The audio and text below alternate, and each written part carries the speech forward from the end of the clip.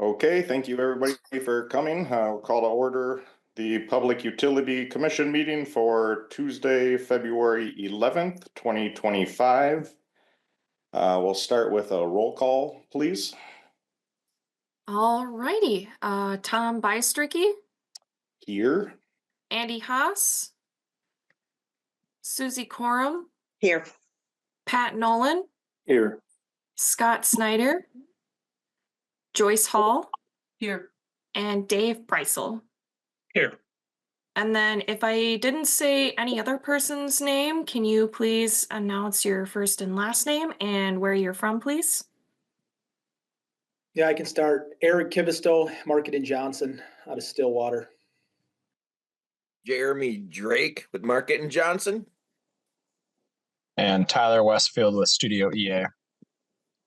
Thanks, guys. All right, so we do have a quorum, so we can continue. Okay, great.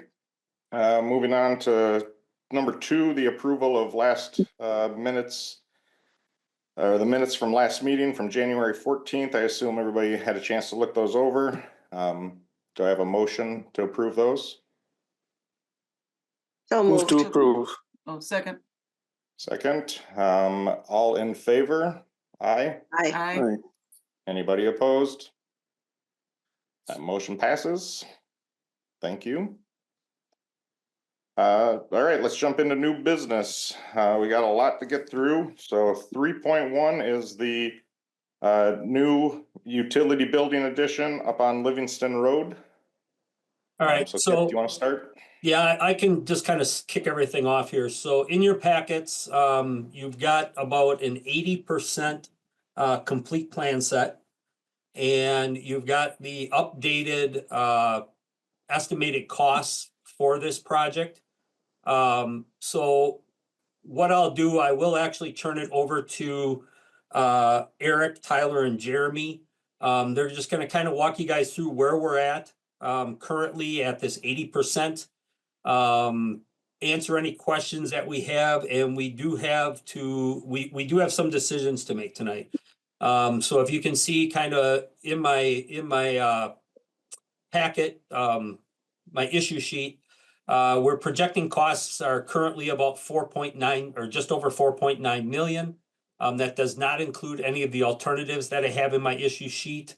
We are looking at an alternative for re-roofing the existing building, the existing office, and the existing garage that's here.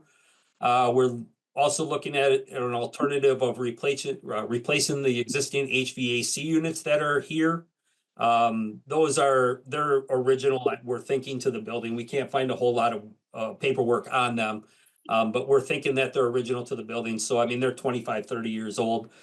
We have had issues with them in the past. We're also looking at replacing the existing lighting in the shop area.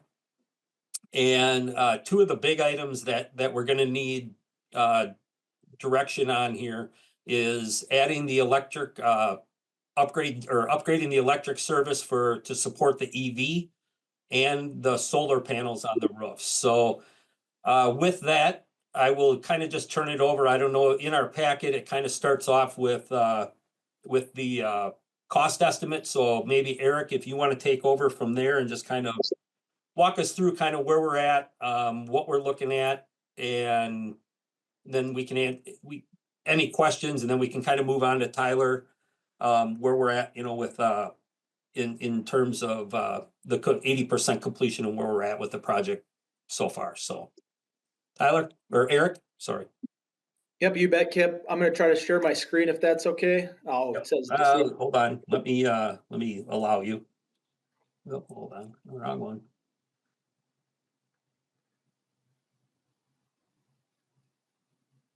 Okay. Is it allowing you? still not allowing me. How about now? Yep, we should be good to go. Okay.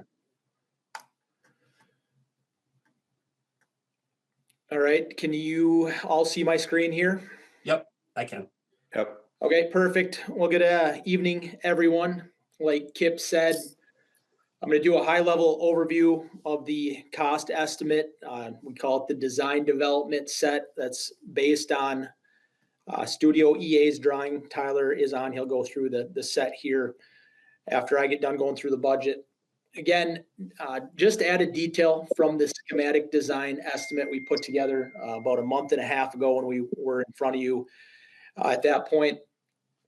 So jumping right into it, again, just as just a housekeeping item, up on top, if you can see this little highlighted box on how we usually format this, tried to map out cost history of where we started at and where we are currently today. So the original budgets based on conceptual items are on the left. In the middle was the schematic design estimate we did here a month and a half ago, and then currently we're at design development. So with that, you can see we have it broken down by work category divisions. So all the different components of the building or what is needed to construct the building that you guys are looking at constructing. I always want to focus here at the bottom line. So looking at just construction costs alone, 3.987 or 3,987,000, right? Trending slightly up from the schematic design budget, up about 50 grand. Reason for that, and I'm going to scroll down to the alternates. As you guys had seen them during the schematic design budgeting, we had a line item here for new fire alarm panels through the existing building. As we've started to refine the budgets and the plans, it's fiscally responsible to do this do the upgrade. If you guys do the addition, it doesn't make sense to have two separate fire panels. And then the other one, being that we are going to provide a generator for the new space, we thought it advantageous and again fiscally responsible to include a new generator, essentially supporting not only the addition but the existing facility. So, in the case of a power outage, you guys are completely backed up. So again, just to note, those two items totaling just over 135,000 is up in the what we call base bid number. So, adding those in, we are slightly under where we were tracking at schematic design. Moving down at this point in the game, if we are directed by you guys to proceed to the next step is finalizing the construction drawings and putting this out onto the bid market to get a final guaranteed maximum price or a GMP put together where we could start building the building. We are not carrying any escalation contingency, also are ultimately trying to counteract any major swings in material prices, being that we're only a month away from that potentially. We're taking that back down to zero. Estimating and design contingency, again, we're about 80%, but keeping that at 2% to try to account for any swings up or down as we get to 100% drawing set. And then construction contingency will continue to carry that into construction, through construction to handle any unforeseens. With the caveat, if that's not spent at the end, that is owner savings going back to you guys. We have the construction management fee, so that would be Market & Johnson's fee to manage the project. We have professional services, so the design fees, so Studio EA's cost to put this design set together. We do have a line item for owner items. Again, itemizing a few things Kip and his team will need to make this new space completely operational.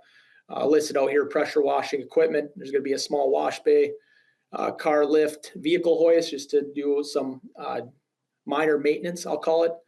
Some building security infrastructure upgrades that would be more to the existing building.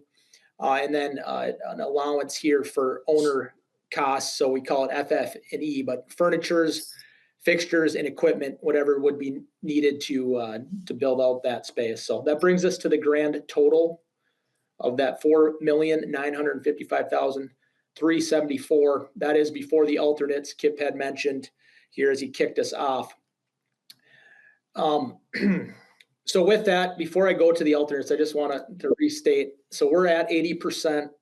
The drawing set is at 80%. So almost there. From Market & Johnson standpoint, budgeting this, we feel very comfortable, going forward into bidding this project out to say that coming out of a bid day, we will be under that $4.955 million.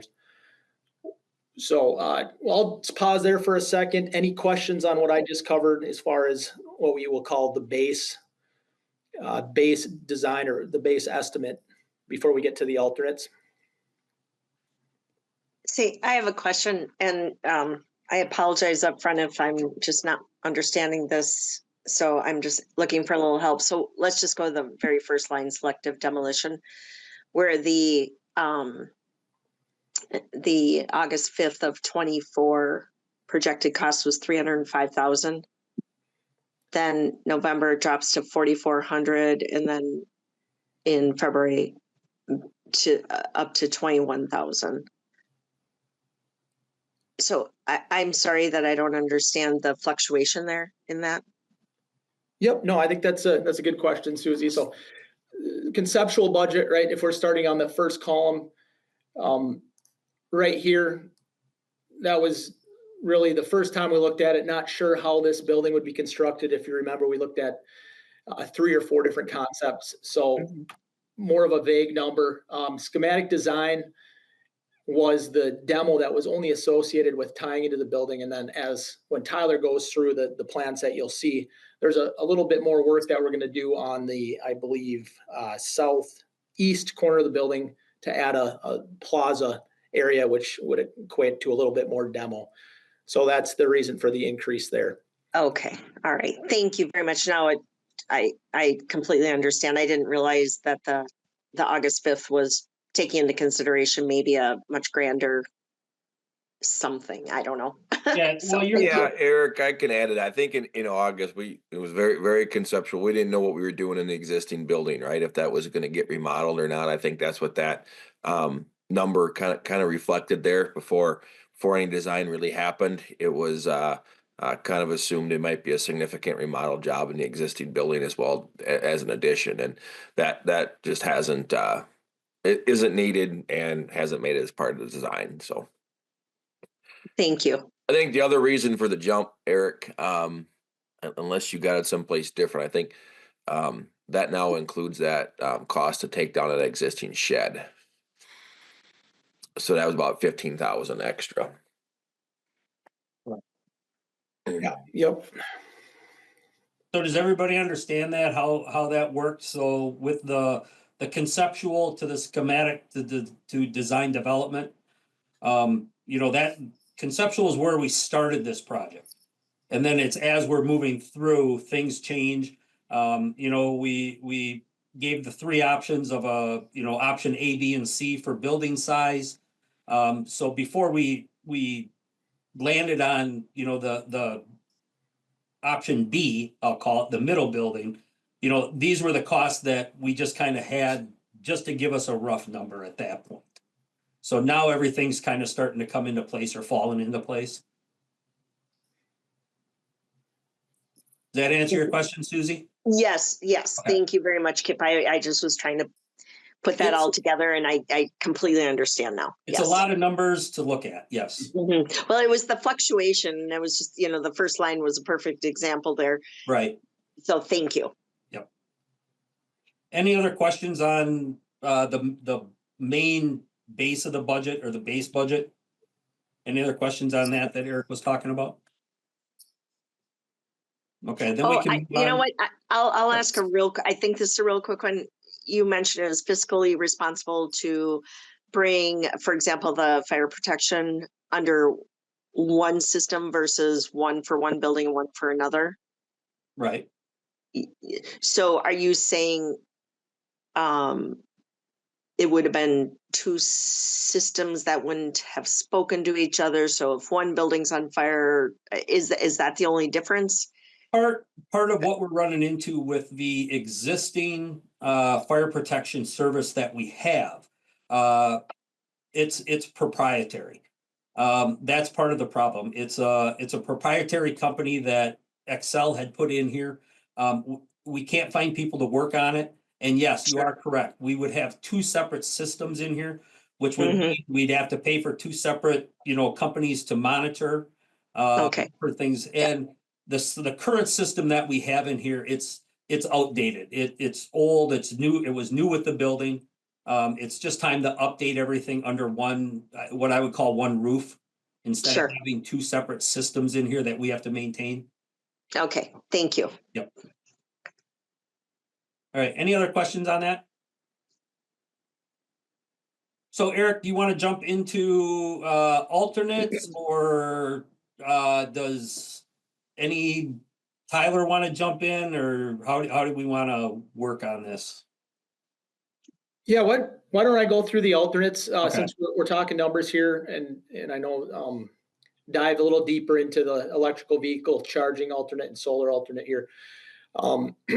So moving on to the alternates, as Kip had mentioned, there's a few we'll call standalone, pretty easy to quantify. And those would be the re-roofing of the existing building. Like Kip said, I believe that's the same roof from the original build. So 25 years old, it's definitely seen its life. So you can see that the ad there, the alternate of 173,000. Same with the existing HVAC replacement. This would essentially be a 1-for-1. Any air handling unit that is on that existing roof, take it off, replace it with something 20 years newer with newer technology. Not only is it newer equipment, but obviously technology has progressed very far in the last 20 years. So it's a win-win. Can I ask a quick question? Yeah. What year was the building built? Ooh, that's a good question that everybody asks, and I do not have an answer for. Our Have an best guess estimate? is probably 30, 30 years old? I'm guessing. Okay, and the roof is about 30 years old. Is it Yep. leaking already? Yeah, I've had to have roof companies out there 3 different times in the last 2 years. Okay, so it does need to be Repair replaced. holes, things like that. What about the And the sa- HVAC system? Is that Same thing with requiring a the lot of maintenance? same thing with the HVAC. Yeah, it's original to the building as far as we can tell. We have maintenance that comes out and does work on it. We have had issues with that. One of the problems that we run into is we've got 2 different zones, actually 3 different zones in this building. It's really difficult to keep all of the zones consistent. You walk through the building and some of the parts are cold, some of the parts are hot. It's very inconsistent, and it's just an old antiquated system that we're trying to use. I believe with the new systems, we're obviously going to get better efficiency than what we're currently getting up there. So yeah, they're due. They're definitely due to be replaced. And So- oh, go ahead, Susie, sorry. I was just gonna ask for 100, let's call it $176,000, are they replacing all the runs as well with the HVAC? Or is this just the units for heating and cooling? It would just be the units on the roof, Susie, but it's if you look on the roof, it's any equipment that's up there. So there's I think 2 makeup air units, 2 or 3 air handling units, and some exhaust fans. So it's nothing inside the building. We're assuming that that's in decent shape and should be able to be reused, but it's the units themselves Right. would be replaced. Yep. And Do you what I would do you like, have an estimate of the monthly costs or the yearly costs for heating and air conditioning? right now, our monthly average for HVAC at this building for electric and gas is about 1,500 a month. Is about what we average. Okay. I mean, that's this time of year too. I looked at Yeah. December. Mhm. So I mean, that's this time of year. Obviously, I didn't go back and look at a whole lot. I just kind of looked back at December. So about And so 1,500. then, well, okay, so you can't really compare this with the new building because we're gonna have a lot more square feet in the new building. Yeah, I think they're actually going to talk about that. I believe Okay. that has been kind of looked at, and I know we looked at. We kind of just planned on figuring it's pretty close to what we're adding is pretty close to what we have existing. So you can almost take them numbers and just kind of double them, maybe not quite double them. Okay. Because obviously the shop area, we don't keep that, and we don't keep that at 72 like we do the Yeah. office areas. The shop areas stay in that 55 range. you know, somewhere in there. And it's gonna be way more energy efficient than this building is, you know, through insulation and things of that nature.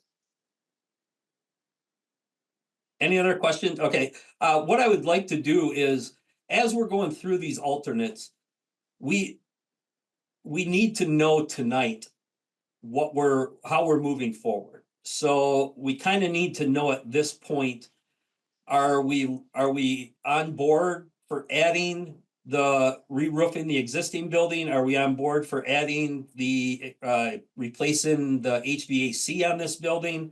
And then as we move down, I kind of like to make some decisions on this stuff because these guys need this to move forward, you know, to complete the plan set. So How much do we have in the budget for, or available to spend on this project without borrowing? we will not have to borrow for any of this. Okay, so how much do we have available? It's in your cash reports. Oh, okay. All There's right, so we have enough there's plenty there. There's enough to pay for all of these alternates? Yes, there's enough to pay for all Okay. the alternates and all the other stuff that we're gonna be talking about tonight. Kip, will this be split between utility with water and Yes. sewer? Yes, 50/50? yeah, 50-50 split between water and wastewater. Okay. Well, and how much is SEH going to tell us we have to spend when they're through with this exhaustive study that they're doing on our system? You know, what are they going to find wrong that we have to spend money on? Well, I've been waiting to see this report. yeah, I'm waiting on that too, Pat. Well, It's actually, what that study is if you remember right, that study isn't anything that is gonna cost the utility money today. That study is basically looking, you know, 20, 40 years out into the future on what we possibly could be looking at in the future.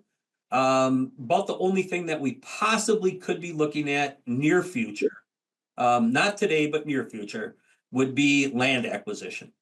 So at this time, yeah, that study isn't, it's looking out 20, 40 years into the future. It's not anything that we're gonna have to do today. well, they're studying inflow and infiltration. If they Yeah, that's find, not what they're looking at, though.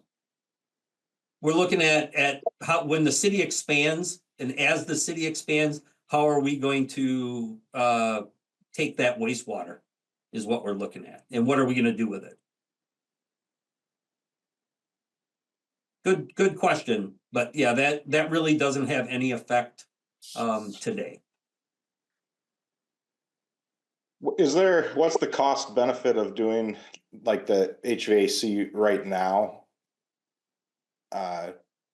Along with the project versus saying putting it off and doing it 5 years down the road? Eric, maybe you can answer that. I'm sure we're getting, you know, we'll be getting better pricing because we do have to buy units and different things for the new addition. So I'm assuming that we're gonna get better pricing because they're here. There's no travel costs involved, you know, all that kind of fun stuff. But Eric, maybe you can.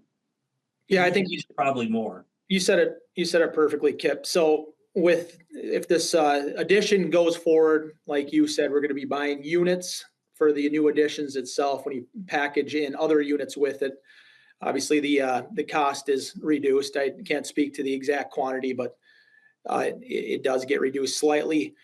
Having Market and Johnson on site managing it is, I think, is just a positive. So it's happening along with everything else when the building is under construction. So it would mean one less shutdown in the future if it happened in the future, and then maybe not quite quantifiable. But as Kip said, it sounds like there is monthly, yearly maintenance on those units. So you would save the money on those bills as they add up on whether it's 6 months down the road, 5 years down the road, whatever it would be. But I think those would be the three big players. And Kip, break it down for us. Like, what do you think the repairs and maintenance were on the units in the past 3 years? Couple $1,000 easy, I would say. But the other issue is how long are they gonna last too? I guess that's one of the other issues that I worry about. You know, every time these things kick in, I'm wondering if it's the last time or not. So So this number that we're looking at for the HVAC is for the one building, the existing building. Correct. So is it, what's the number for the addition for HVAC? 434,000. Oh, I'm sorry, that's 434,000. Am I seeing that right? Yep, you got it correct. I'll highlight it here. Yeah.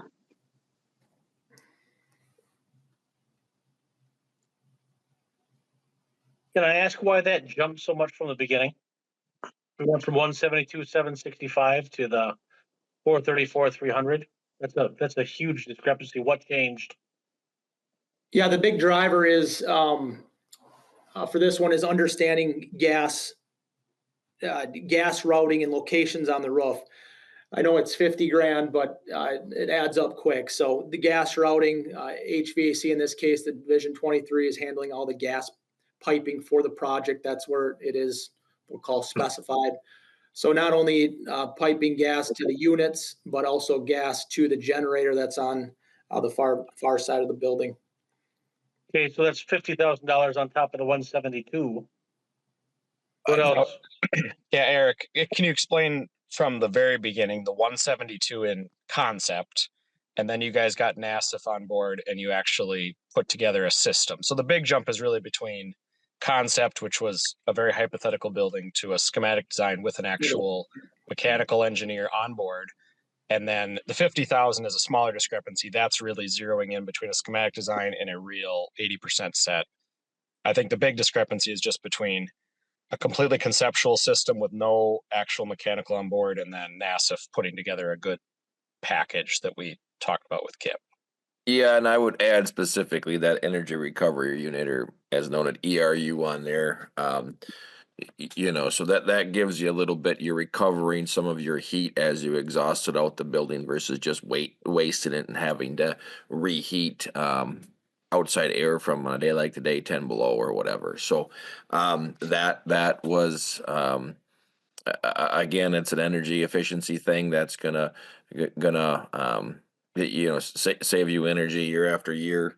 But that was kind of the big jump there for very, very high level conceptual, just looking at exhaust fans and some radiant heating in that very early budget to actually get into an ERU with. You have a sizable enough building now where it makes sense to do that. So I think that's where the big jump was from, whatever it is, 6 months ago to 2 months ago. And then, like Eric said, the extra 50,000 is kind of some adjustments since then with the gas piping and picking that up. I'm not sure if that answers your question or not, but that's how I remember the history. It does, and that includes in-floor heat as well? Nope, I don't think there's any in-floor heat unless, Eric, different. No, not at No. this point. No in-floor heat. Radiant from above. Correct. Yeah, like a Corvac is a brand name, but yeah, be a radiant heater from above. I think there's some air curtains actually at the overhead doors to help with that initial when those doors are opened on a 20 below day. Right.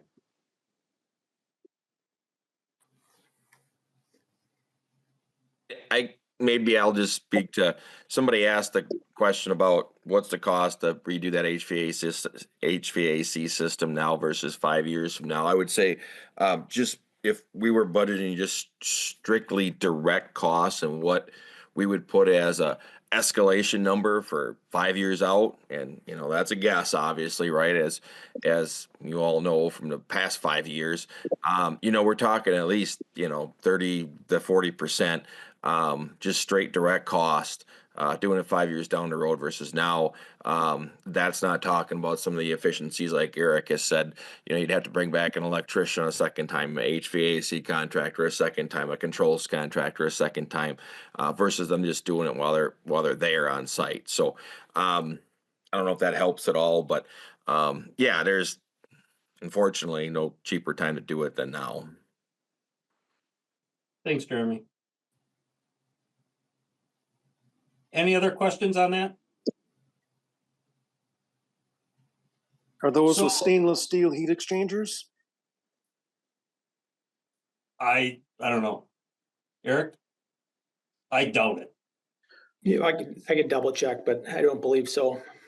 Rooftop unit heat exchangers are notorious for not lasting unless you get stainless steel ones.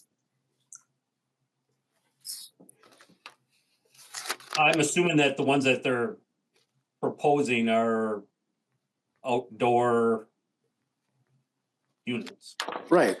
Yeah. And there's condensation inside of them, and every time they start up when it's cold, and the condensate is acidic mildly, rusts them out. You know, verify the manufacturer's warranties, but and Jeremy, correct me if I'm wrong, but I think a standard warranty you'd receive going through a typical rooftop manufacturer like this would be 10 to 15 years. So I think they definitely stand behind. Yeah, I think you would pay a little bit more for 10 to 15 year warranty, but we can check on that. It's a good question, right? If it's an interior unit, you know, not as much of a concern, but it being outside with that that makeup air unit on the roof, yeah, we will double check on it. I honestly don't know what Some NASA. brands, it's an option. Gotcha. No, it's a good question. It's worth getting. Yep. Agreed. Okay, so any other questions? Otherwise, like I kind of said, I'd like to go through these alternate. I mean, well, first, is everybody okay with the base construction costs and where we're landing? Okay. I am. I would, I guess I don't know, you know, how this bid processing exactly works. I sure hope that we can, you know, see, are these consistent across, you know, how many different vendors? Are these costs consistent? I guess I don't.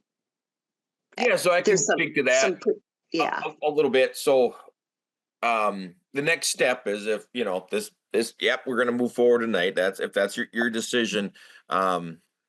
The design gets completed and they basically get drawings ready for permit and ready for bids, right? At that point in time, we put it out and we develop our work categories and take trade bids from trade contractors, competitive trade bids. And we develop a bid tabulation and a cost summary. Once we receive those bids, that turns into a guaranteed maximum price or a contract amount, right? So you'll see all that. The next time we would come back to you is with that bid tabulation and that hard number, basically that not to exceed number. Obviously, every time we go into a bid process, we, you know, our goal is we come in under our last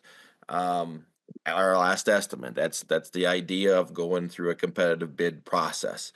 However, you know, you can look at those numbers from 2.5 months ago to now. They're different, but they're not that much different. So to expect that it comes down, you know, more than 5% is probably very optimistic, and I wouldn't advise you that you would assume that it's going to come down that much. You know, if we're doing our job well, it's usually in that 3 to 5%, hopefully less, hopefully not more, but that's kind of where we tell people to expect it to be. Where that number is now is you know, what you should expect to pay, and if we have a really good bid day, it might come down a little bit. So Jeremy, correct me if I'm wrong on this. So when this goes out to bid, we're going to see bids or proposals from contractors on like HVAC, on the plumbing, on the building construction itself. So we're going to see different divisions bidding. Yes, right? correct. You're going to see all the trade. Essentially, if you scroll up, you're going to see competitive bids. Basically, this breakdown column here is a work category, right? That's basically a trade as we would bid it out. So you're going to have competitive bids on whatever that is, 30 different trade packages, right? And we'll develop those scopes, so everybody's bidding the same scope. That's what we do. But you'll have a bid tabulation that'll have some might have 2 or 3, some might have 5 or 6 or more. And at the end of the day, we'll deliver the bid tabulation, all the bids. We'll go through a kind of Hudson's city process for opening the bids. We'll go through all those details, but yes, you will see competitive numbers on all of those work categories that Eric has highlighted there.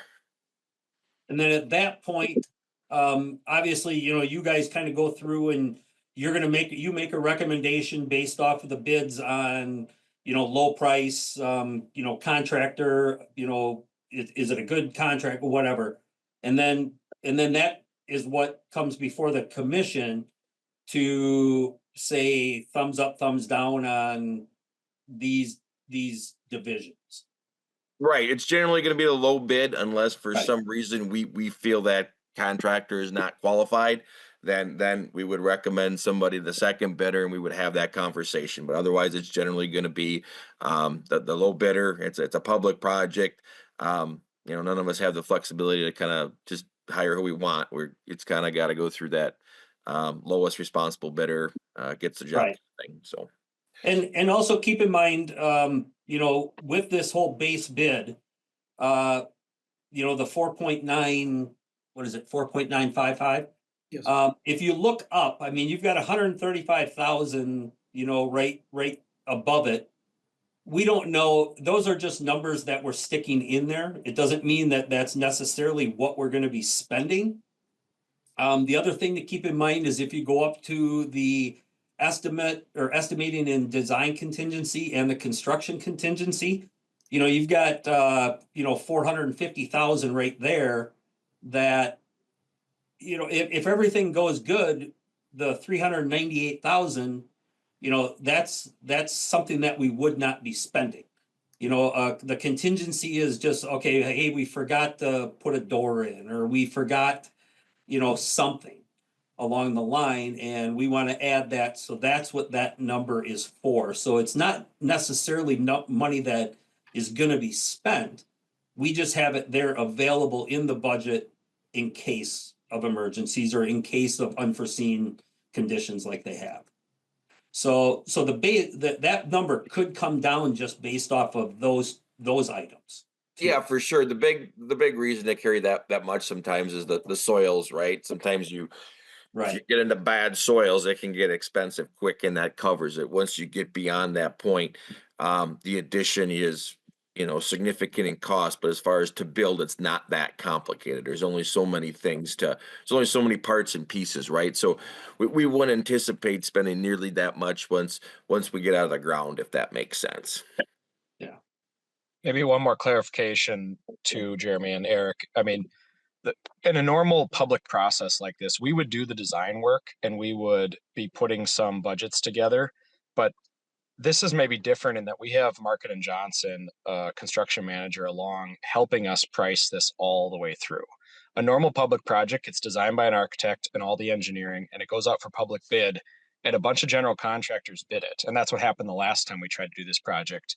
And it came in with 5 different numbers between 1.5 million and 2.5 million. And that was the first day we knew what the real project was going to cost.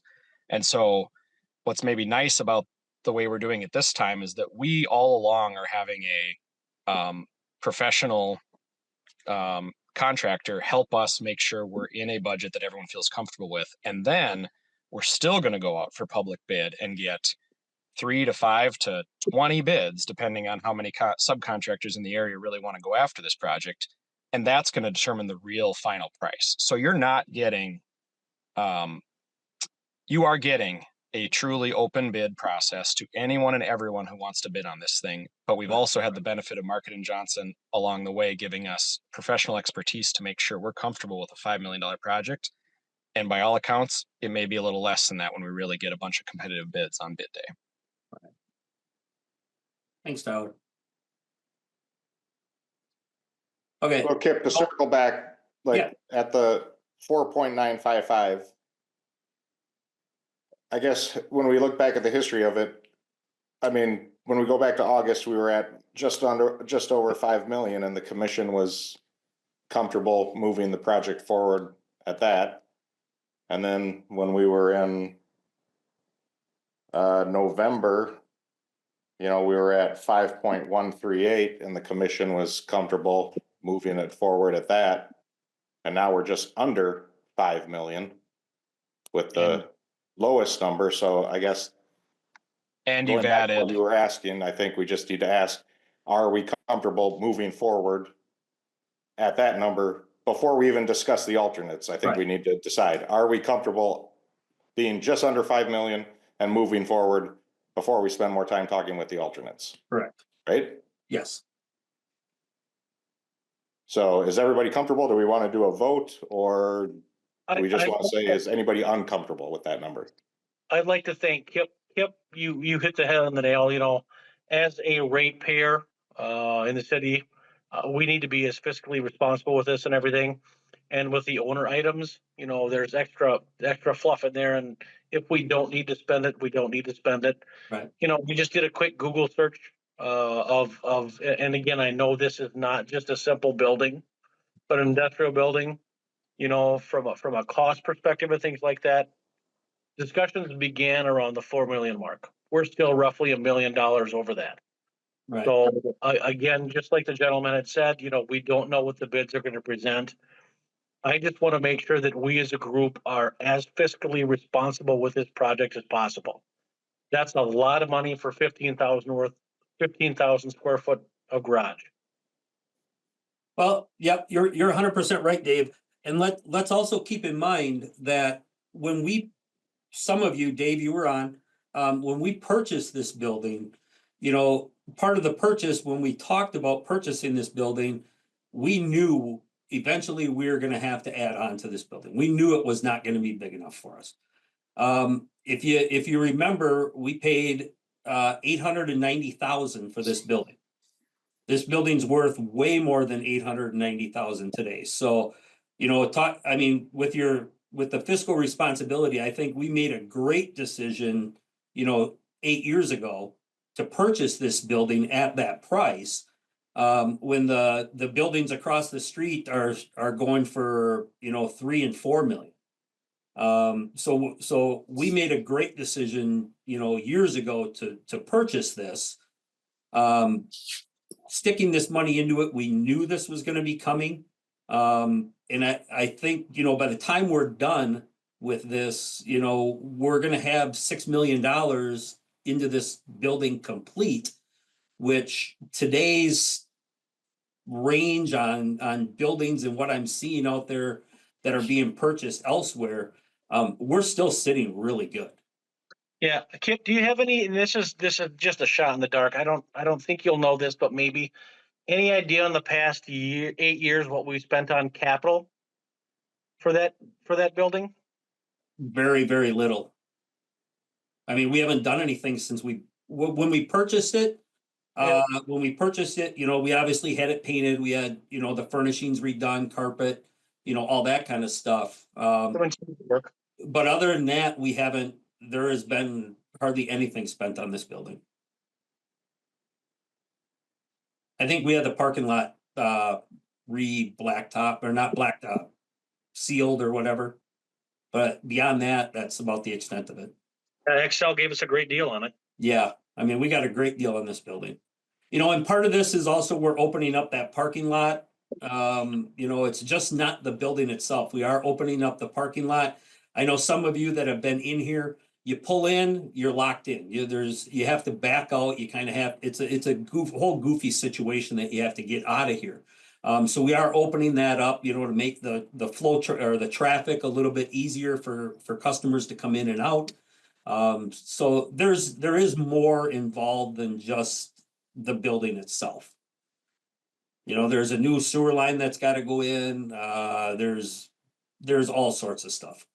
But as we present this stuff, we've got community members, me included, and everything that look at a few of these line items and like, what can we do without that?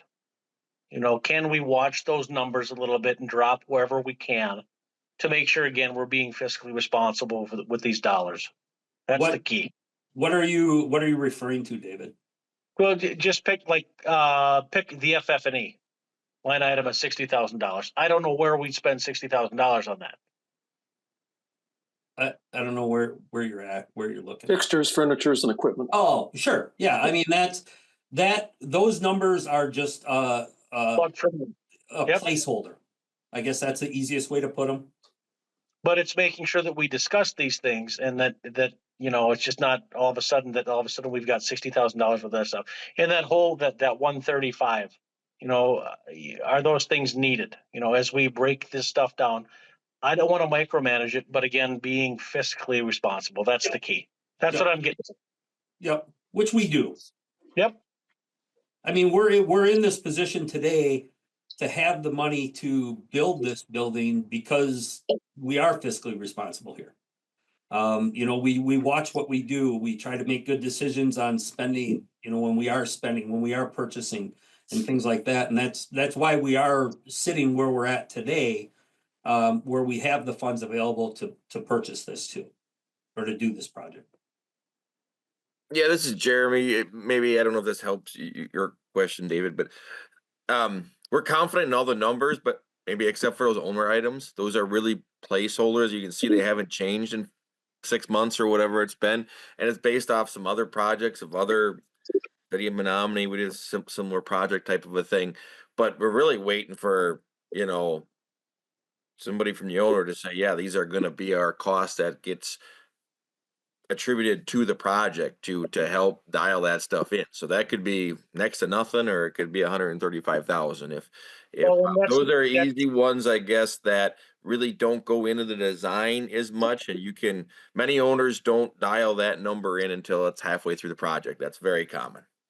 Right, but Kip and you and the rest of them, as you look throughout this, signage for $25,000 or $15,000, excuse me, I don't know how much signage we're going to have in regards to that. The fences and gates, do we need to have fancy fence all the way around the property, or can we, mix and match in regards to that? It's those discussions I want to make sure, again, as a ratepayer, happen. Yep. And it's just not automatic. Yeah, I mean, in terms of we cut costs. correct. Yeah, I mean, in terms of fencing, that's all stuff that we can talk about, in different things further down the line. We're not at that point yet. But I mean, there's other things that, we can definitely look at. The fencing that we currently have in the project isn't fancy. It's basically chain link. I think except for right out front, that might be a little bit different, but the majority of the fencing is gonna be chain link. But yeah, I mean, there's definitely things that we can talk about, further once we get into the project. Kind of like Jeremy said, a lot of those numbers, we haven't even started looking at pressure water. We haven't started looking at a car lift. I haven't done anything on any of that stuff. Security, that's obviously an item that we want to hit on. We need to have it mesh with the existing security system that we have here. So there's a lot of things that have to be talked about. And yes, I agree with you, David. They are discussions that have to happen, and it's just discussions further down the line, I guess. Thank you. Well, I want to know which designated parking spot in the garage will be the director's parking spot. Now, I don't even have one now. I don't even get one now. So, all right. So Thomas, I guess back to you. Is everybody comfortable with that number that's highlighted now? And obviously we know that that's an estimate. Things will change, hopefully down, once we get out to the competitive, once we get out to the bid process. For purposes of moving forward, I am. Okay. Same here. Is there anybody opposed? Yeah, let's just say, is there any naysayers? Okay, so let's talk about alternatives then. So I might as well just Let's start go through, Kip, you talked about taking them one at a time, but let's go through all kind of the five and then Sure. circle back and say the ones that we think we would want to do. You Okay, know, we talked about re-roofing and the HVAC. You know, the lights are $6,000. You know, I Right. want to talk about the EV and the solar panels. Okay. Yep. And I can dive into that, guys. So starting with the EV, and we're looking at just the number. Most of it is infrastructure work needed to support a fleet of EV vehicles, electric vehicles. So right now it's 292,600. Again, there's been some fluctuations from conceptual to schematic to now where we're at with design and development, 80% drawing. I'll say the major reason for this shifting so much is we really got XL, your service provider, to get engaged and get their expert advice, their engineers' advice on what this is going to take based on the loads that we know are going to be needed for the building itself, and then speculating a little bit, but what loads would you guys require for a few EV chargers or just to support that? So looking at the breakout, how do we get to that 292,000 number? The big driving factor here, it's going to require an upgrade to the electrical service. By not doing the EV charging alternate or not to support the infrastructure to do EV in the future, as XL has your building set up, although we got to modify some of the gear, your service itself works. You go to EV, need that extra load, you're going to have to upgrade the service. So the cost there is the 141,000. The next line item, a larger generator and feeders. This is open for conversation, but as we saw it, being it's the utility service center for the city, being that you're going to have a generator backed up facility in the case of power loss. If you guys are going to go to electric vehicle fleet, we thought it would be prevalent to put in a larger generator to serve or support those EV chargers. So that's for that. Going from 100 kV to 120 kV, roughly, it's a much bigger generator. That's 85,000.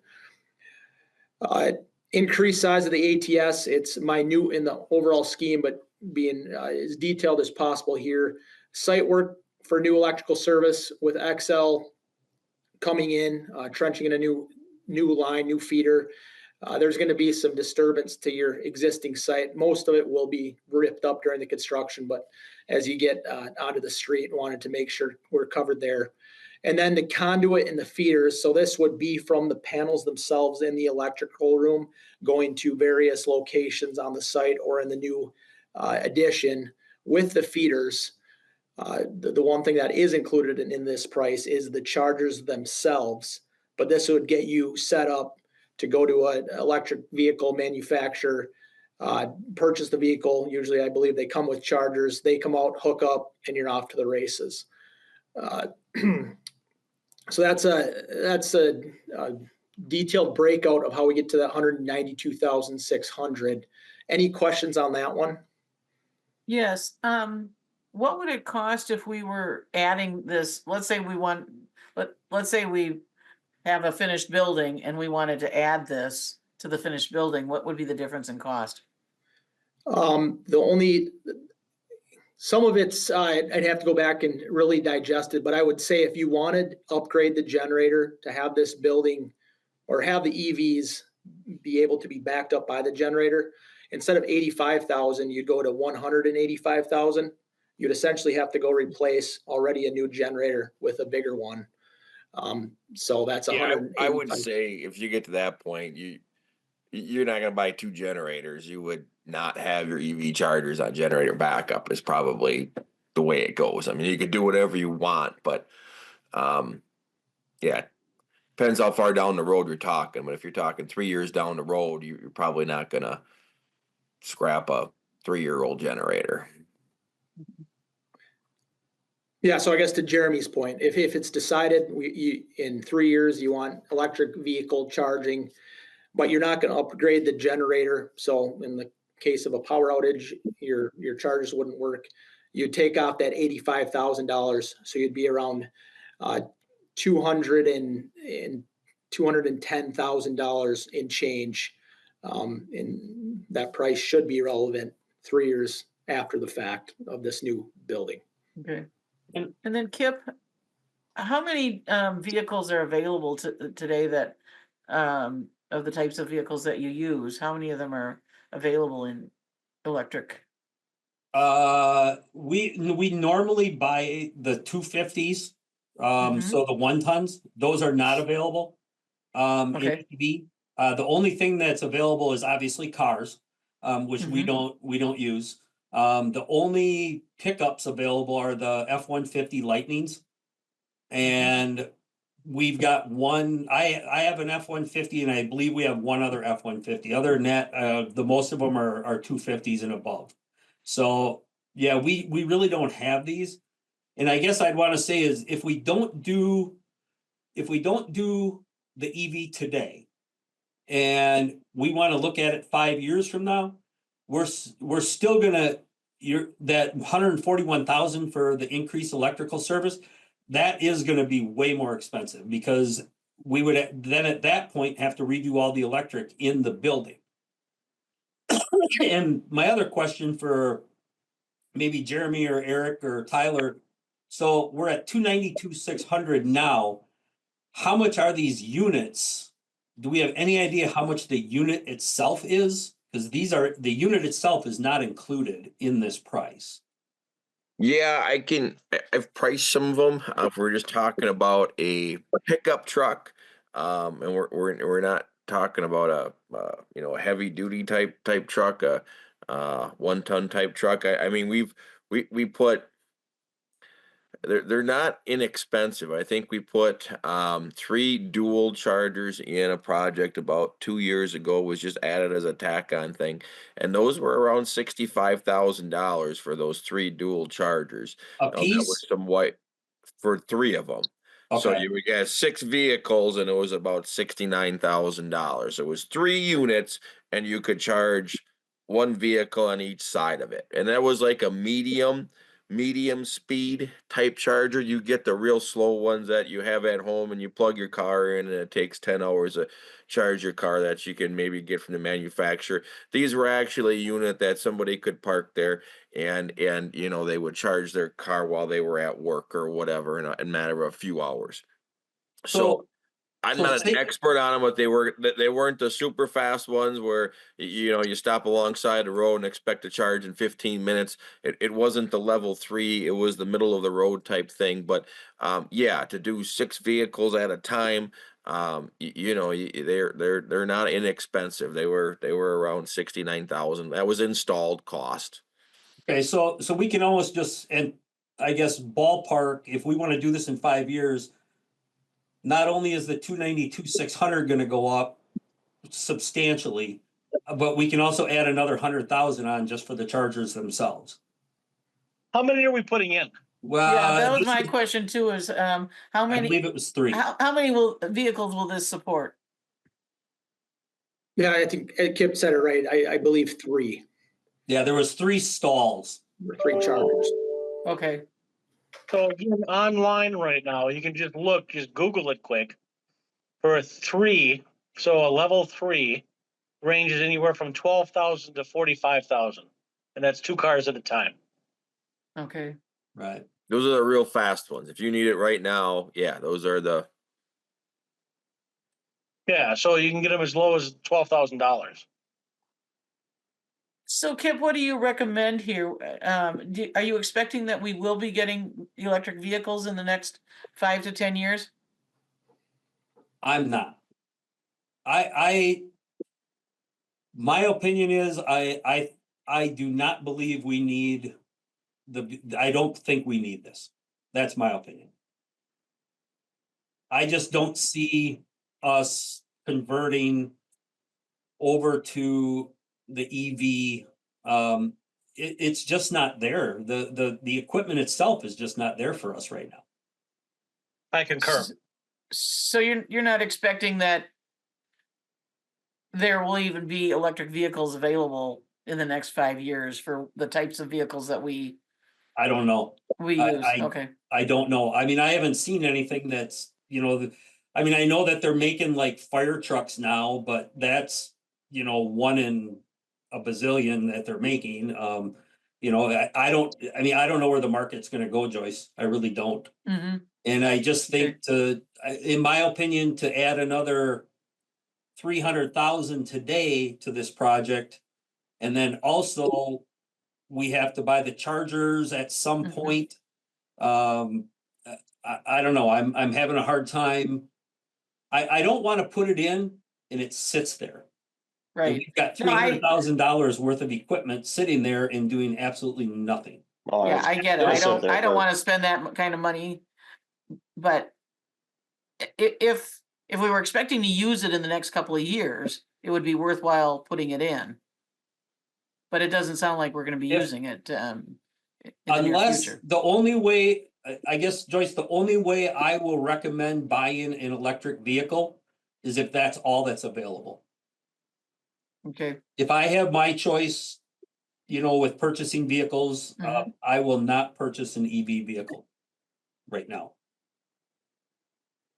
And Joyce, there just isn't an electric truck that's in the works. Right. I mean, from all of the manufacturers Mhm.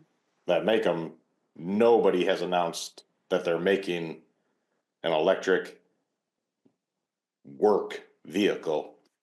Yeah. I guess, you know, the one that kind of has was called Canoe, and they filed for bankruptcy like 2 weeks ago. Oh, okay. Well, that answers the question. No, I don't see spending that kind of money if it's just going to sit there. If we were planning to use, if we were expecting to be able to use this in the next couple of years, then I'd say, yeah, it would be worthwhile spending it because the cost, we would save the cost of adding that, but I don't see this happening. You know, and I Which guess is sad. It would be nice to have electric vehicles available for, you know, and I guess to your point, let's say in 10 years they are more common. All right, yeah. you can always add outside electric chargers too. Hmm. You know, this isn't something that we have to have inside, for example. So, Yes. you know, I think just spending the money now, if I get the vote, I'm voting no, but that's my opinion. I don't get a vote. So. Any other questions on electric vehicle? Otherwise, we can move on to the solar panel and then we can kind of backtrack like Thomas said, so. Okay. All right, so I'll move on to the solar panels, starting on the history. Schematic design, we presented a budget number of 345,000. You guys had asked us to go back, get some more metrics, some data, you know, infrastructure cost, maintenance cost, lifetime of solar panels and potential payback. How does this financially play out?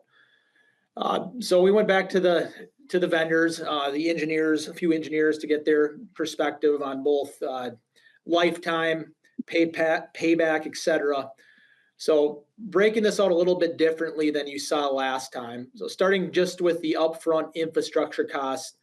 So if this was decided to go forward, what would you guys pay to put solar panels, the frame infrastructure on the roof, and then the electrical gear needed to make them functional to be able to be utilized throughout the building? So that infrastructure cost is $255,000 as a budget.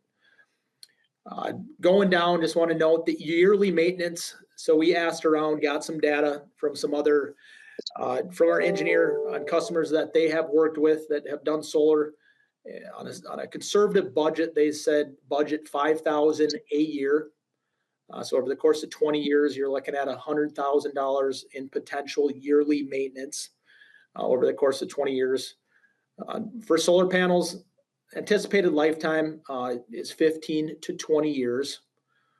So then going down, if we do the math based on the preliminary data we got from Excel for what for the existing building is pulling for electricity, just to pay back the infrastructure cost, so the 255,000 to pay back, we would see that be in between 12 and 14 years, and then you're cash neutral on the investment. Where it gets a little bit problemsome is if you figure in the yearly maintenance, So if you're looking at a grand total of 355,000 over the course of the 20-year life, and that's being optimistic, the payback would be 21 to 23 years. So with that being said, you might ask, so I mean, that doesn't make sense. So why do customers or cities, whoever, put solar in? I think that the answer is they usually get some sort of federal or state grant to put solar in. That makes it financially feasible to see some sort of payback after that 12 to 14 years comes around. Any questions on that one? Which we don't. So this is all without any federal subsidies? Correct. Okay, and are there subsidies available now, or is that all going away, do you know? I do not know, Joyce, off the top of my head. Jeremy, you might, and then Kip, I know you had, or Kip, I don't know if you know either, but I do not know off the top of my head. Well, sometimes people get tax credits, but that wouldn't apply to an organization like ours. Right. Right. I mean, I haven't don't know, looked Eric. into. I'm sorry, right? The tax credit don't really help the city. Right. I haven't looked into, if there is grants out there, if I haven't looked into any of that. So I mean, I guess if we put it in, if the solar panel is added to the project, you're looking at the cost, and there is no guarantee on if we are going to get any help, from the feds or state or Xcel Energy or anything like that. I mean, that would all be stuff we'd have to really dive into. And at this point, that has not been done. So not to interrupt you guys, I'll make one other caveat here too. As far as the structure goes, we've been planning this thing from schematic design to design development. And Tyler can speak to this, but there is a structural engineer involved at this point. As it sits right now and as the budget sits, this roof structure itself is supported or set up to support some sort of solar array. So if the decision is made not to go with solar, and if you guys make the decision that you wouldn't be doing it in the 5 to 10 year future, and we make the decision not to do anything on the roof, there is $10,000 to $15,000 just in the beefed up joist that we could pull back. That would go the other way if solar was not decided to be proceeded with. If that makes sense. Okay, so there are actually more costs here involved than what's shown, and the payback is actually a little bit longer than what is shown too then. Right, because we are adding, like Eric said, there is a $10,000 to $15,000 increase in the structure itself. That could, that's a lot of weight on the roof. that could potentially be a savings, or would be a savings, if we do not add solar to that. And never want to add solar. Yeah, and never want to add solar. Correct. And I did, one of the questions the mayor had on this was, would our insurance company even cover solar on here? And the answer is yes, they would. Obviously, I don't know if that would affect our overall costs or not. But yes, they would cover the building with solar on there. So any other questions on solar? Okay, if not, Thomas, do we want to just kind of circle back then and talk about alternates? So Sure. So Market and Johnson and Studio EA have directions on finalizing these plans. Sure. So re-roofing the existing building, does anybody want to have any more discussion about that? I think that's worthwhile doing. I think that's a worthwhile thing. Let's just do a quick kind of vote. Is there anybody who is against that? Okay. When we get done with this, we're going to do a real vote, and we'll vote along for the alternates that we kind of approve right now. So, Sure. Okay. So then the replacing the HVAC system, anybody want to talk about that? Or have further discussions about that? I think that needs to be done as well. And stainless steel.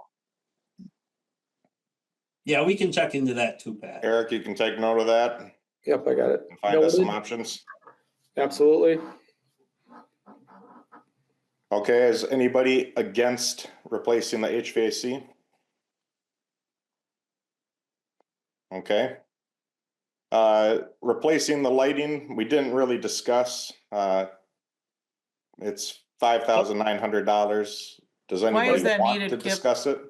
So when we purchased this building, we kind of did some upgrades to all the existing lighting that was in the office areas. We did not do anything out in the shop. They're the old, I don't know what kind of bulbs they are, but they're the big long bulbs that are hard to get now. They're not energy efficient. So we're just kind of looking at upgrading those in the existing building, in the existing shop area, which would match what we would have in the new addition. That sounds like that's an important thing to do. It is. Those things are horrible. They're out all the time. They're constantly going out, and then we have to rent a lift to get up there and change them out, and it's a process. That's for Okay. sure. I assume that would be replacing them with some kind of LED fixture. Yes. Yes. For what it's worth, that's exactly the same thing we did in Menominee. We put an addition on. We did very little in their existing shop other than replacing lighting. Fine. Great. Anybody opposed to alternate C, replacing the lighting? Wonderful. The EV chargers, electric service upgrade and infrastructure to support the EVs. Does anybody want to discuss that more? No, I'm against it. I am I'm as well. sad that it's not worthwhile putting in, that there aren't EVs available to make it worthwhile, but I can't see spending the money for something that's just gonna sit there.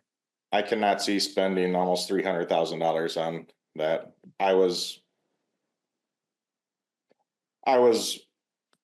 on the fence at $89,000. Is there anybody who is for that? So we all agree that we're opposed to alternate D. Mhm. And the solar panels, alternate E, adding solar panels to the roof. Would anybody like to discuss that further? Again, I'm disappointed that it's not worthwhile to do, because I do believe The that solar return's not panels good. are better for the environment, but it just, the cost just doesn't support the use of it, so, I agree. The buyback on that is best case scenario too. yeah. on that. That assumes that they last 15 to 20 years, and Yeah. there's no guarantee on that either. And then sadly, the when you start looking at where they go, when they don't break down and dispose. That's the hard part, that they don't last very long, and they go into the earth, but they don't break down. So All right, It I'll make sounds the to me motion like that we we are- approve the alternates of A, B, and C. I'm sorry, say that again, Joyce. I don't I'll- think, I'll make, this what's is, that? this is just moving forward, isn't it? Yeah, but that we move forward with alternates A, B, and C. So what we're I'm looking for I'm making the is- motion. I think it's noted, but I'm not gonna vote on anything tonight regarding that. I think we've noted it with the people that are on the call. Okay, so that's all we need to do? Yeah, that's pretty much all we need at this point. Okay. But you're right. Yeah, we don't need an official vote on anything. It's just we wanted these in front of you guys so you could make, because the Studio EA and Market and John, they need to know this info. What do you guys want to do? So we've said we want to keep the re-roof the existing building in there. Yeah. We want to keep the replacement for the HVAC, and we want to keep the lighting in the new garage. So those three will stay. The EV is out and the solar panels are out at this point. Okay. All right, so that sounds good. So now they've got direction on where to go. Any other questions on the costs? Otherwise, if we want, we can move into real quickly, I guess, if Tyler just wants to touch base on maybe where we're at, maybe throw a new plan up on what everything is looking like at this point. Sorry. That way you guys have an idea of what it's going to look like. So maybe Tyler, if you want to share, and just throw one of the sheets up, we can take a look at it. If anybody has questions on that, we can walk through that real quick, and then then we can go from there. Sounds good.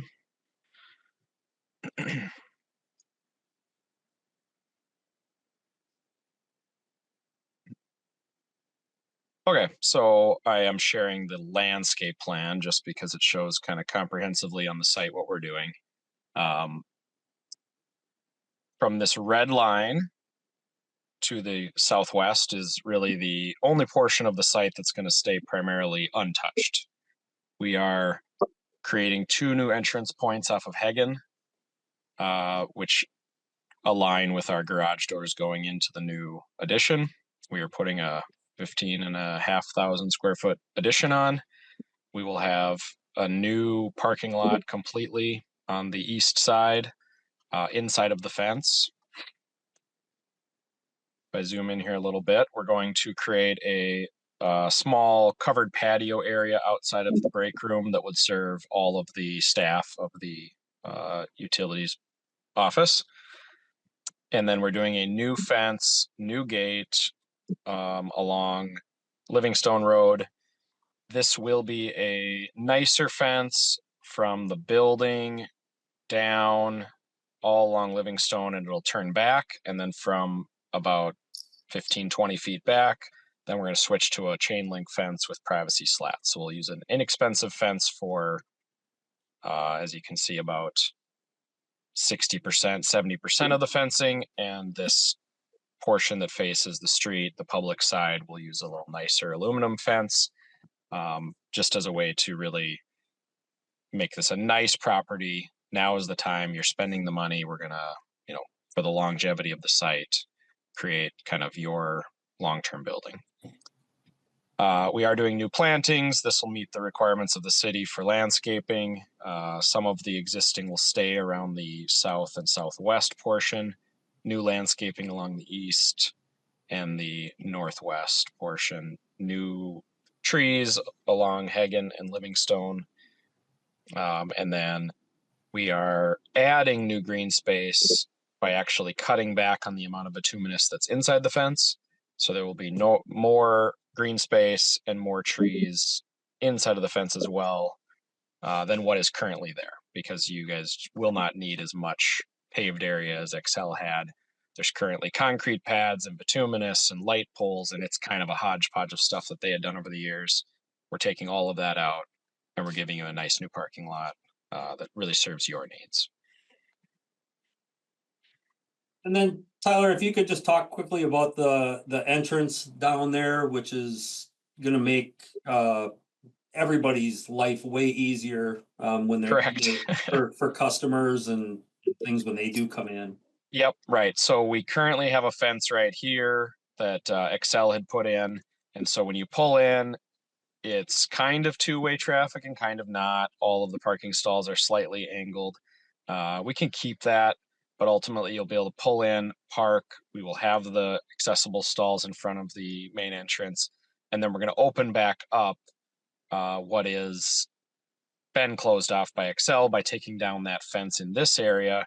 So people will be able to, customers or Hudson residents will be able to pull in, access the facility, and then get back out without the confusion that currently happens where you back out and you're like, I think I'm supposed to go this other way, and you get trapped.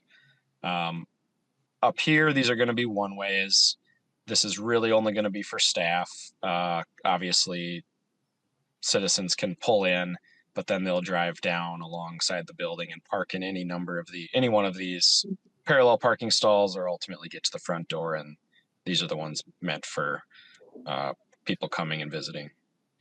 And then, of course, there's plenty of extra parking back here for utility vehicles if needed out in the parking lot. And then the building itself serves 18 parking stalls with a bunch of additional space for storage. And then the exterior of the building, just quickly, from grid line C here to the right is the existing building. From grid line C to the left is the addition. As you can see, we're matching the building height, exterior materials. So it will look as one cohesive building. We'll have some new signage. This is facing Hagen. These will be the garage doors facing Hagen. There's going to be trees along this boulevard. So I think the building's going to look nice. It's going to look like it's been there forever. It's going to look cohesive. It's not just going to look like we added a garage addition onto the side of this building. And so I think it's doing its job. This would be the north elevation then. So we will have some windows to the north, trying to get as much natural light into the building as possible. And then this east elevation would be what you would see inside of the fence if you were in the back parking lot. So we'll have a couple large garage doors for the new addition.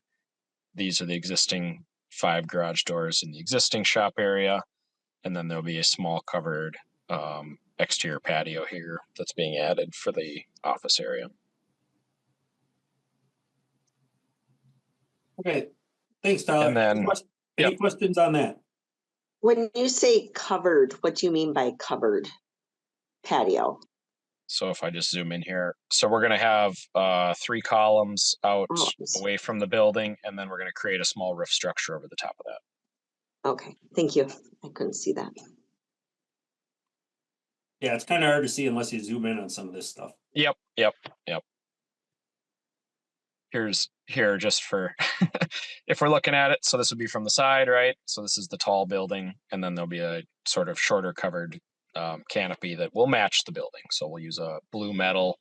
It'll match the look of the existing building now. Thank you. I do have the entire set here, I guess, so I will also recap. Currently where we're at, like everyone said, we're about 80% done with the set. We have civil engineering nearly complete, architectural and structural nearly complete. We're writing the spec manual right now that will be part of the bid package. We have submitted to the city of Hudson, and the Planning Commission has approved this development application in concept. So they've now seen the landscape plan, the site lighting plan, where the bituminous is going, how we're dealing with stormwater. They have the whole stormwater management plan. All of that's been reviewed by the city of Hudson, and they've approved it on the first meeting, which is the concept level. We then answer any questions. They give us feedback from staff. We answer those questions, and we go back for final approval here in a month with the Planning Commission. And then at the end of March, we would be in front of the city council for final approval of development of this project. So, and then once we finish our construction documents, we then also submit to the city or to the state of Wisconsin and the DNR. So we'll be getting our approvals to build the building from them. We'll be getting our approvals from the city to do development of a site in city limits. And all of that will be happening here in the next couple months. In the meantime, Market and Johnson will be bidding the project out, and we'll know the final budget, final GMP, and we'll have our approvals, and then we can build when, with approval from you guys, we can build then as soon as winter allows. All right, thanks, Tyler. Any questions on the site itself then? Okay, if not, I think we've got all the direction that we need. Eric, Tyler, Jeremy, was there anything else you guys needed from the commission at this point, or answers, or has everything kind of been answered? Market and Johnson's, and we're good. Okay. Yep, us as well. All right, thanks, guys. And Kip, tentative schedule here, next steps. I know we talked Oh, about sure. bidding this out. Tentatively, I believe you guys meet the second Tuesday of every month. Correct. So we won't be ready with the GMP in March. April meeting, is that on the 8th or is that on the 15th? I think it's on the 8th. That would be the first Tuesday. It would be, yes, the 8th, April 8th. All right, tentatively, as we sit right now, hoping to get this thing on the street, end of the week of March 10th. So on the street to all bidders around the 12th. Tentative bid date. So we get bids back from subcontractors around the 27th, giving us about a week to do scope reviews and put together the final GMP documents.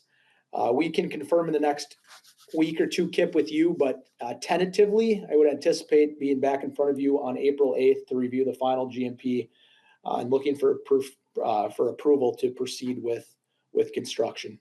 What's the GMP again? Sorry, guaranteed maximum price. So we'll give you, I know acronyms live and die by them, but yeah, guaranteed maximum price will come with a number that we will be able to go to contract with to execute and build this building. Okay, great. All right, any other questions? Otherwise, we'll let these guys go and we'll move on. Nothing? All right. All right, Thanks, thank you, guys. gentlemen. Appreciate it. Thanks Thank for you, all your everyone. information. Yep, but All right, so we've got our direction on that. So I don't think there's anything else we need to do on 3.1. So I guess, Thomas, if we want to move on to 3.2 or just kind of continue on through the agenda here. Yeah, let's keep going. 3.2 is the first amendment to the water service agreement with North Hudson. Okay, so if you remember, some of you that have been here for a while, I'll just kind of recap. 3 years ago in 2021, we actually signed a water service agreement with the village to take over all the maintenance that's required up there on that. Now, this is water system only. So we signed this agreement to take over all the maintenance and pretty much everything up there. That was a 3-year agreement while we worked through the consolidation process.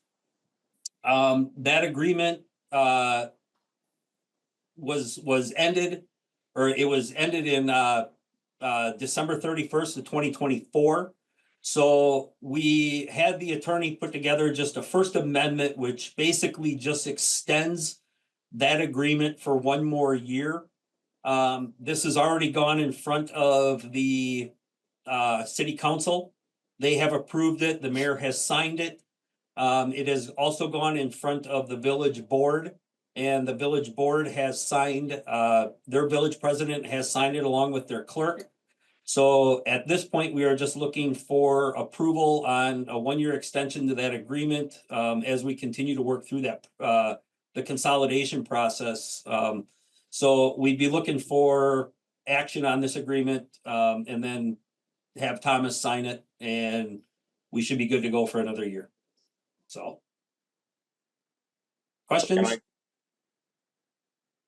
Does anybody want to have a discussion about this First Amendment? You're muted, David, if you're. there I'm you go. told. Yeah, sorry about that. I was muted and I'll make a motion to approve the First Amendment.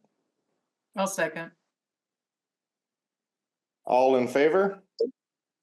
Aye. Aye. Any opposed? That motion passes. All right, moving on to 3.3. This is to approve the application for payment to Pember Companies. So what we received payment request number 7.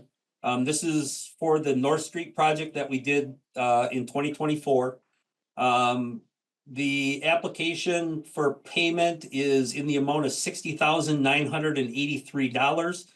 And what that does is it's the retainage. It's the retainage that we've retained on that project. There's a few minor punch list items that have to be done in the spring.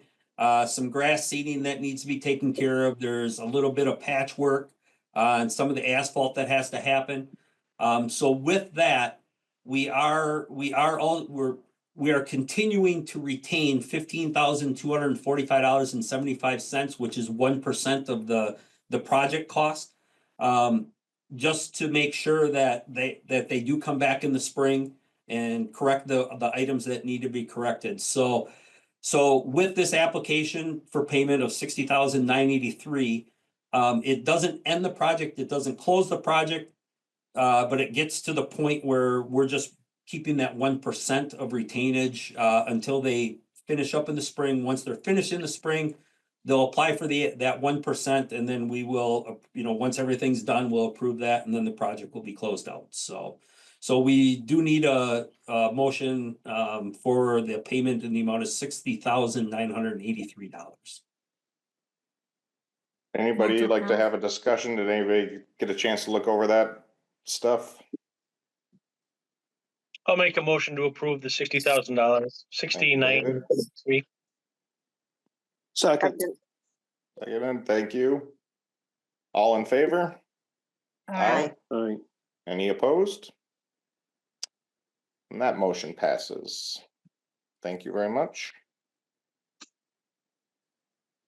Okay, item 3.4, the cold storage building. Kip, why don't you tell us what your Okay, ideas so- are there?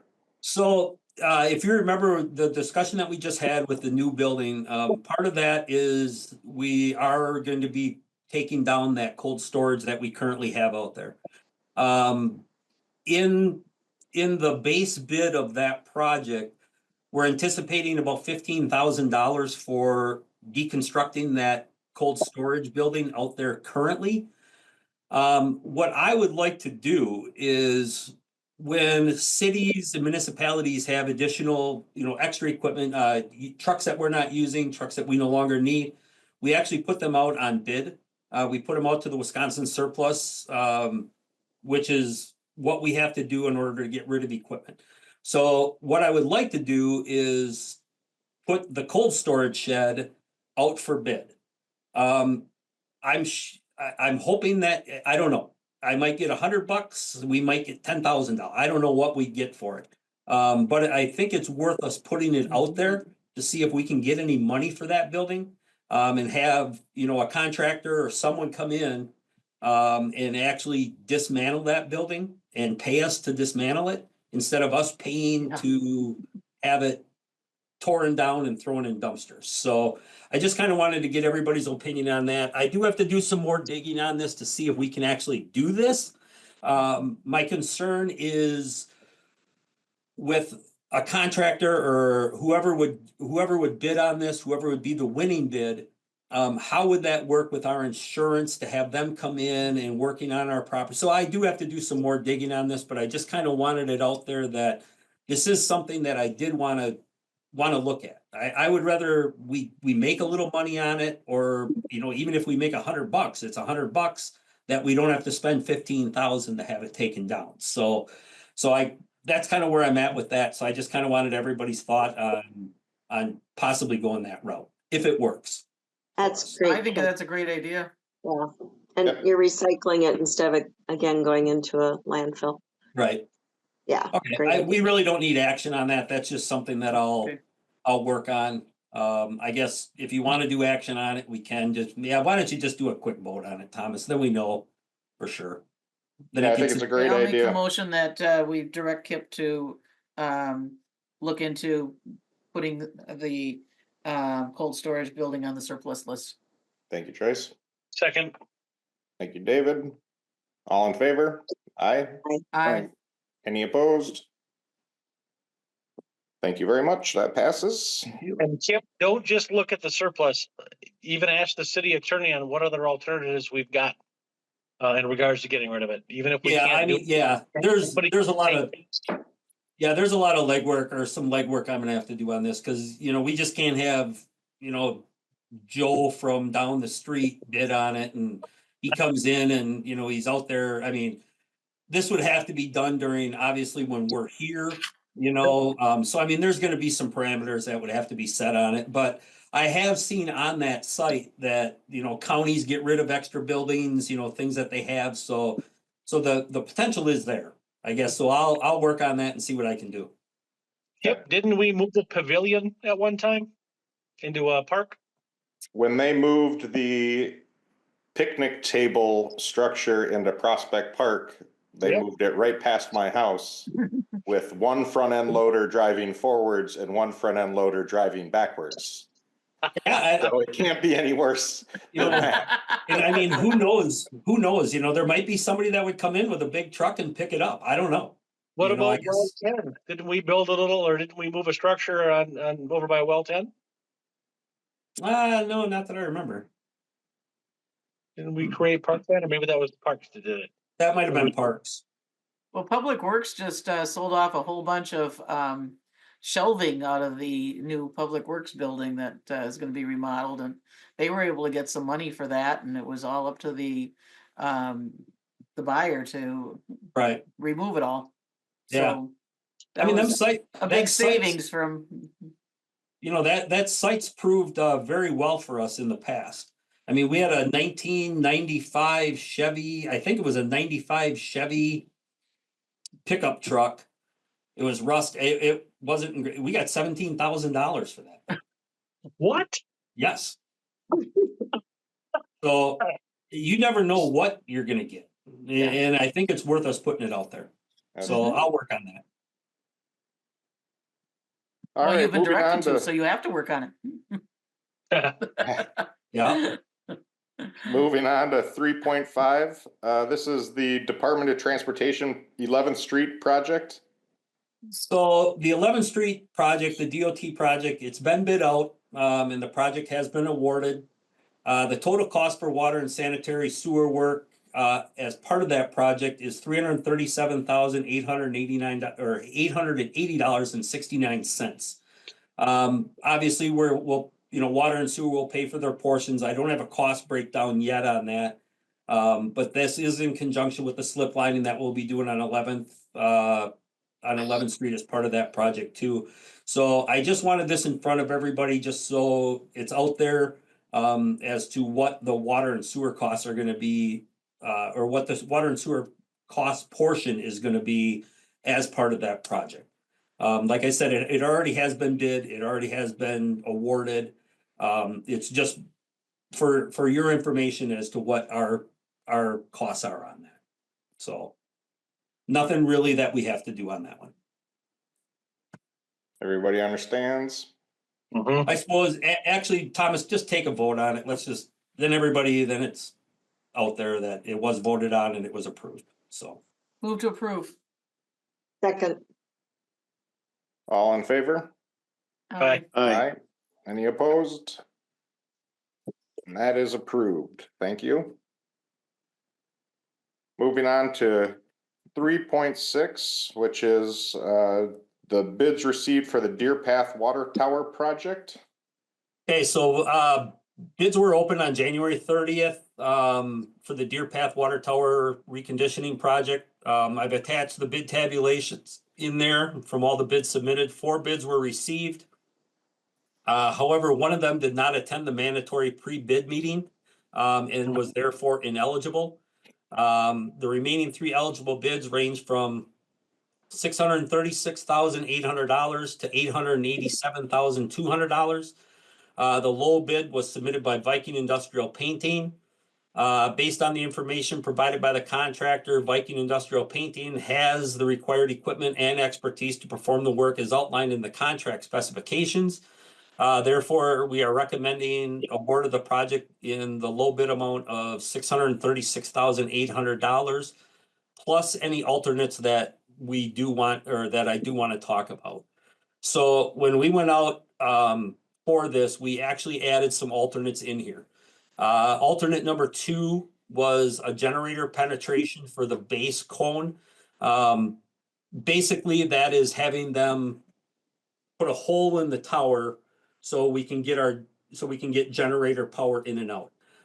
Part of the bid that we did have was adding a generator. It's just a small little home generator is basically all we need up there. The price that the contractor wanted to supply that generator was outrageous.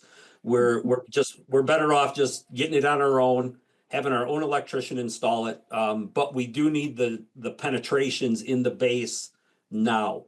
So that's $1,900. So I am recommending that we award the generator penetrations of 1,900. Alternate number 3 was the interior dry condensation control tank, bottom and access tube. So basically, obviously water towers are filled with water. And as everything heats up, cools down, we do get a lot of condensation in there. So basically what this does is it adds extra protection coatings to that. Same thing with alternate number 4. It just adds extra protection to that for that purpose. So I am recommending that we do alternate 3 and alternate 4, which would bring a total base bid plus alternates to $702,700. Questions? I'll make a motion to approve that. What's the name of the company? Does it have that or not? Viking Industrial. Viking Industrial for 702,700. Second. All in favor? I, Aye. Any opposed? All right, that motion passes. Thank you.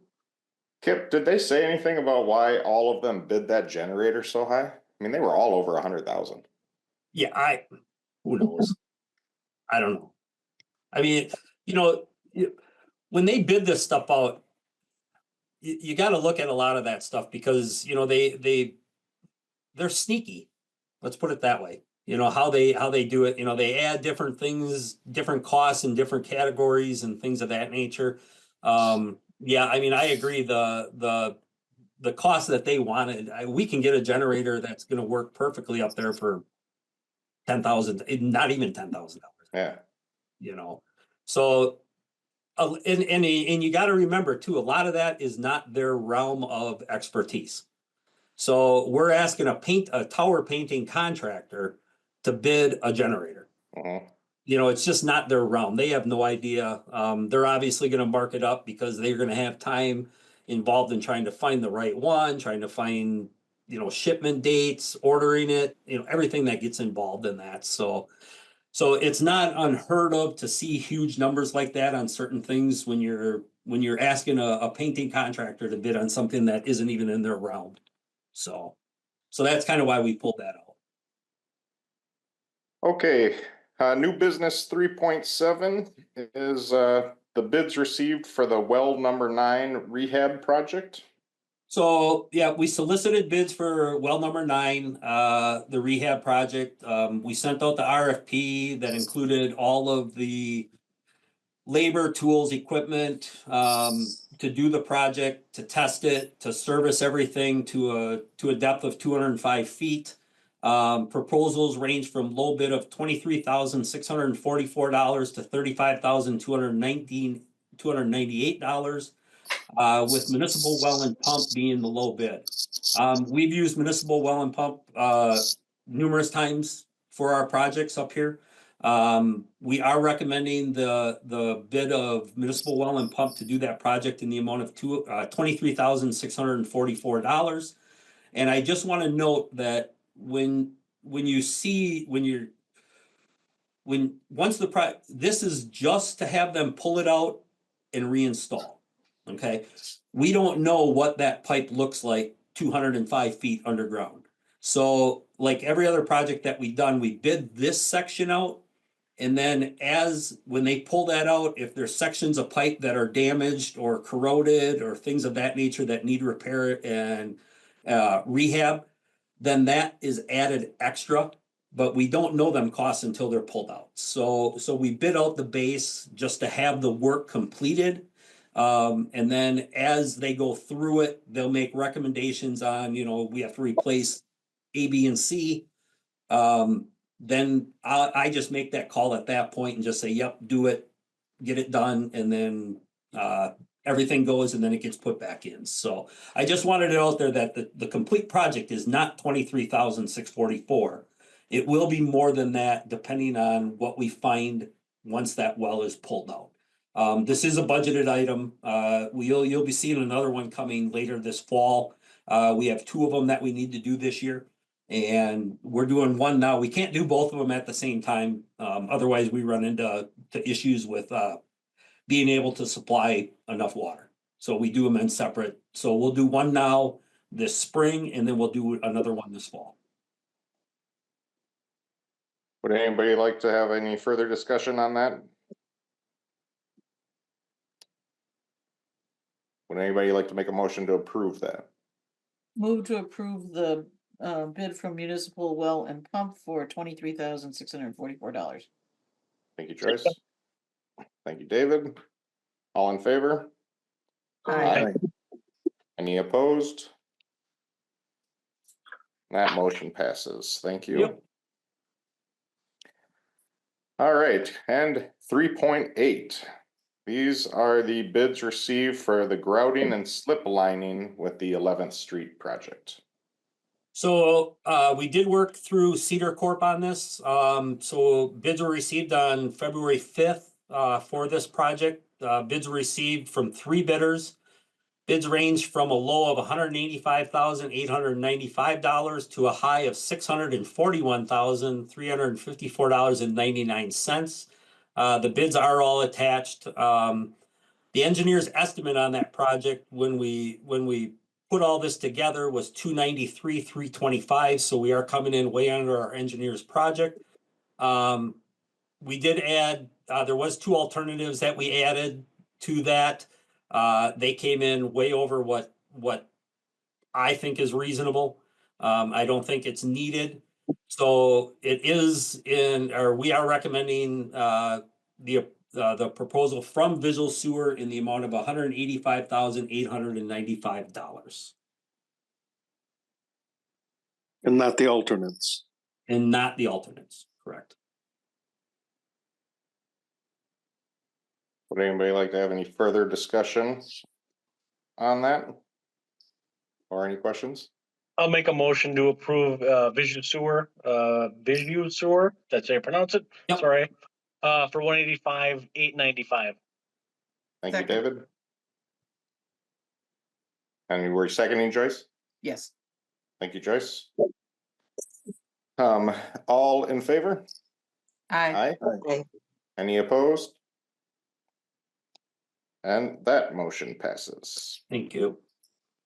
And that concludes our new business. Is there any other business for informational purposes for the upcoming agenda? Kip?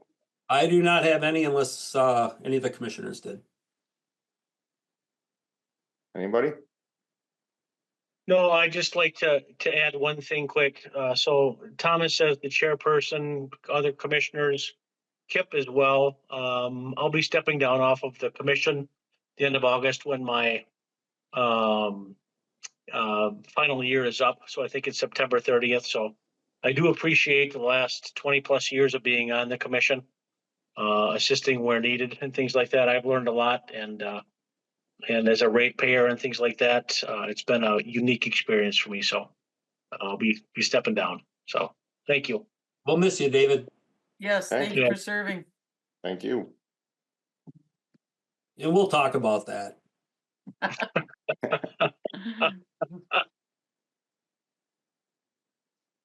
All right, item number 5 is our utility cash reports. So the cash reports are in there just for informational purposes. Did anybody have any questions for Kip about the cash reports? No? Okay. I do. I'm just looking at the bottom of the water utility. And actually both of them, there's the future facility fund. Is that, Kip, where you were suggesting we would see in the cash reports the monies for the addition? Yeah, it'll be in the total unreserves. Thomas, actually, I talked to Thomas on that too, and I guess I'll just kind of explain what some of these future facility funds that we have. We are required by state statute to carry X amount of money in certain accounts. That's kind of why you see different accounts.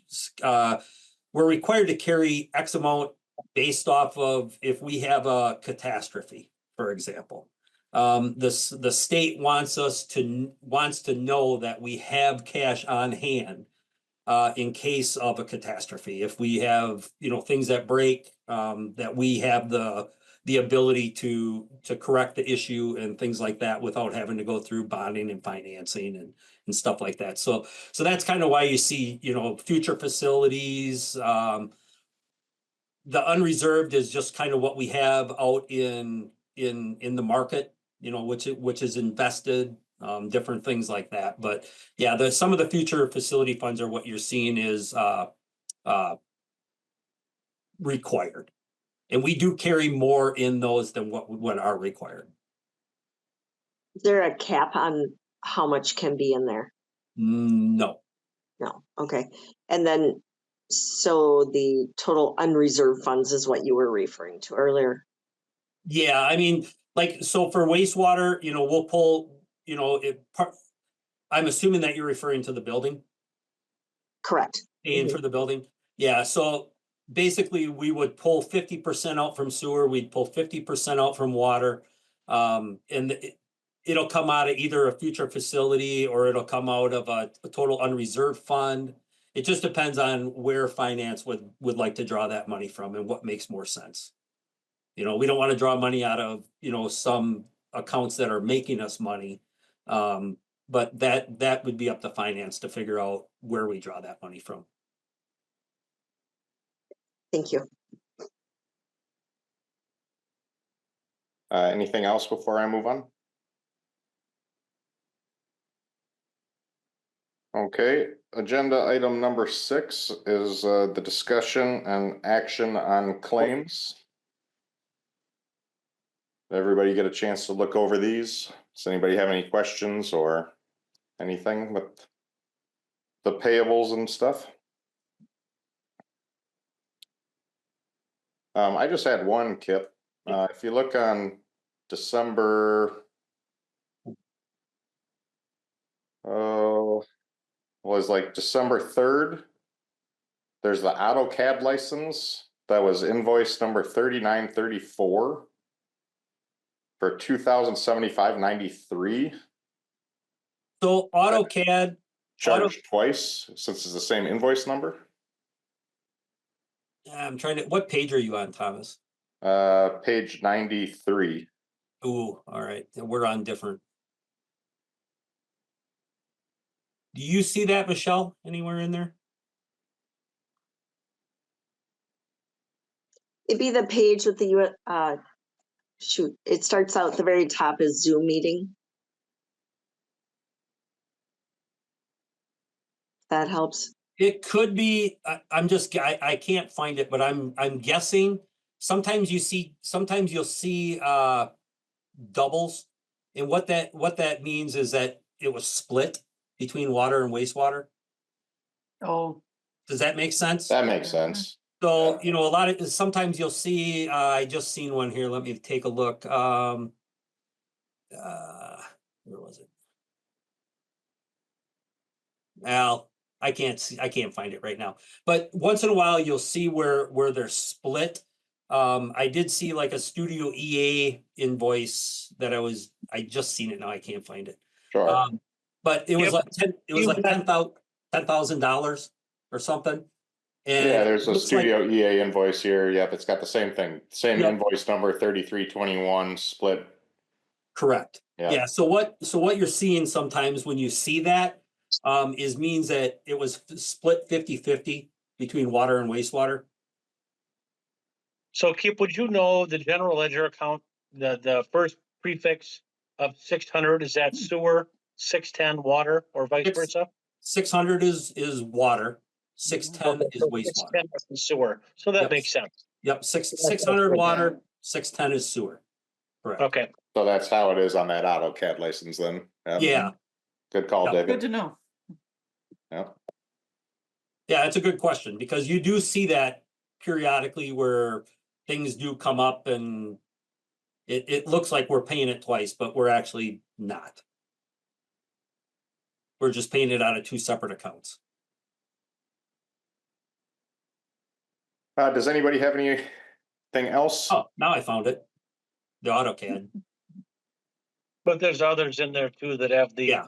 the 600 prefix versus the 610 prefix. So Right. that's good for future reference. Yep. So, okay. Oh, I'd like to make a motion to approve. Thank you, David. Second. Thank you. All in favor?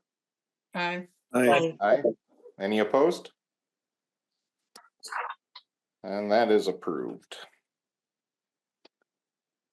Okay, Kip, did you want to go into a closed session? Yeah, so on the Thomas, on the closed session, unfortunately, and I hate to tell you this, but you do have to read that entire thing. Great.